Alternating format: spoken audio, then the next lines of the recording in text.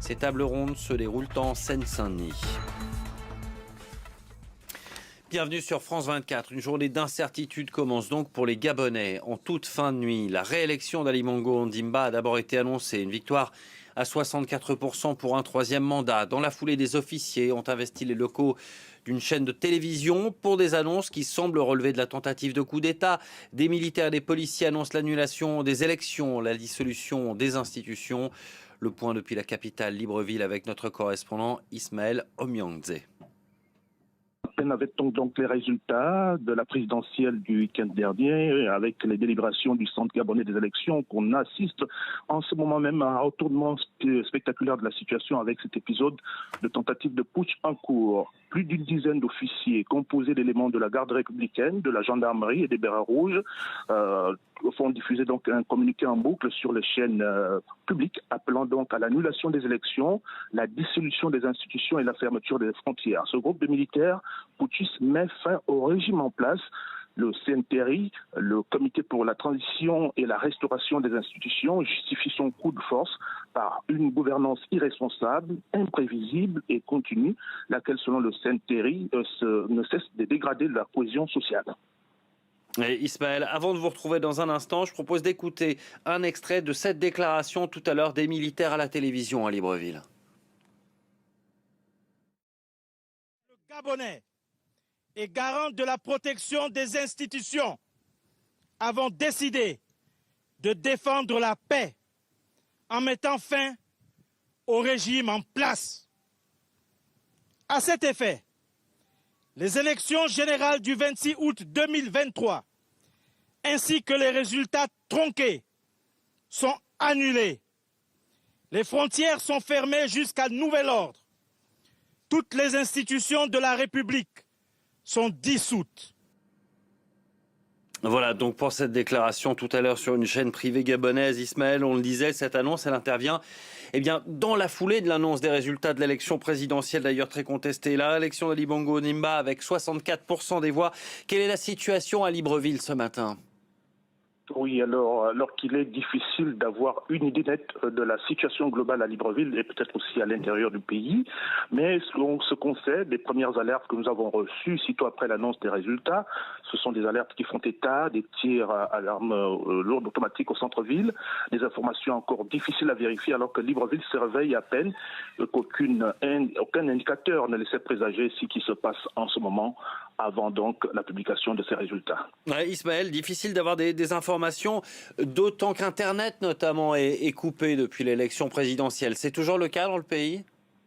Oui, c'est toujours le cas. Internet est coupé. Les médias étrangers, France 24, RFI et Télé5 Monde restent coupés. Les autorités sortantes justifiaient cette décision par le risque de propagation de fausses nouvelles.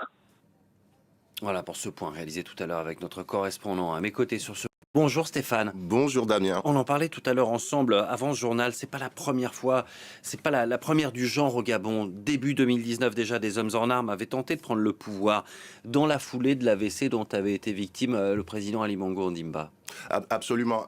C'est ce qui fait la différence avec ce qui est en train de se passer en ce moment même. C'est qu'à l'époque, en 2019, on était dans un contexte, vous l'avez dit, où le président venait de faire un AVC, donc on imaginait une sorte d'affaiblissement du pouvoir. Il n'était même pas dans le pays d'ailleurs. Exactement, ce qui aurait pu, et sans doute quelques dissensions au sein du parti au pouvoir, ont pu provoquer cela. Mais ce coup d'État à l'époque a été interrompu assez rapidement, parce qu'on l'avait vu même dans la présentation même de ce qui s'est passé en 2019. Il y avait un jeune officier, le lieutenant Ondo Biankeli, qui est en prison actuellement, qui est issu de la garde républicaine, qui était accompagné de la gendarmerie. En tout cas, ils étaient moins nombreux à cette époque-là. Contexte différent, affaiblissement du pouvoir, donc je disais. Aujourd'hui, on est dans un contexte complètement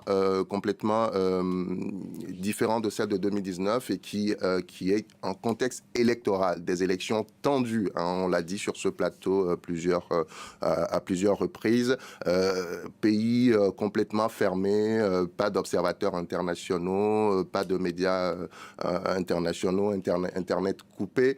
On peut dire que quelque part, les ingrédients d'une peut-être pas d'un coup d'État, mais d'une tension était en quelque sorte réunis quand on a vu tout ce qui s'est passé en amont les derniers jours de campagne. On a vu le ton de l'opposition qui avait l'air très déterminé, qui était convaincu de sa victoire. Et là, on le voit, l'annonce des résultats sont assez surprenants. En 2016, on avait un score très serré avec 5000 voix d'écart à l'époque entre Ali Bongo et Jean Ping à l'époque. Et aujourd'hui, on a un score qui est largement en faveur du président sortant, ce qui veut dire qu'entre 2016 et aujourd'hui, et cette année, il a gagné des électeurs en plus, ce qu'on peut interroger, évidemment, vu le contexte dans lequel se déroulait son dernier mandat, avec des crises, avec déjà ses ennuis de santé, des crises comme la pandémie du Covid, qui ont eu des conséquences très importantes sur l'économie et sur la vie des Gabonais. Donc, il y avait de fortes attentes sociales qui font qu'aujourd'hui, ce score est assez surprenant. Voilà, victoire de 64%, c'est ce qui avait été annoncé tout à l'heure, quelques minutes avant donc cette prise de parole des militaires. Et c'est vrai que vous le disiez, il y a beaucoup plus de représentants des différents corps des autorités gabonaises que lors du coup d'État précédent, puisqu'on voit par exemple des bérets rouges, des membres de la police, également très peu d'informations pour l'instant sur qui sont ces officiers. Vous le disiez, ça intervient dans un contexte d'une présidentielle qui était contestée avant même les résultats. Qui était, en tout cas, disons que la façon dont les choses se sont déroulées, disons que l'organisation prête le flanc à la critique.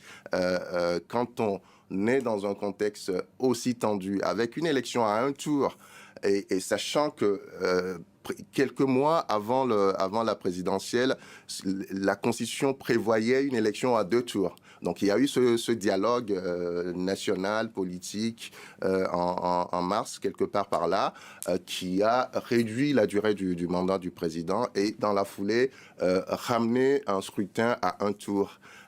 Donc, il y avait cette tension-là déjà. Le dialogue n'a pas été un moment serein. L'opposition l'a fortement contexté. Ensuite, il y a eu cette tension autour du bulletin de vote, qui était un bulletin unique qui permet à la fois de choisir son président, ses députés et ses conseillers municipaux, qui était aussi l'objet de tensions entre l'opposition et le pouvoir.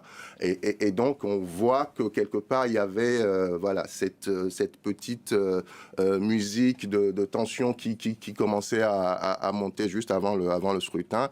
Et il faut croire que ça n'a pas loupé. Voilà, et puis avant de refermer ce chapitre consacré au Gabon, on rappelle tout de même que la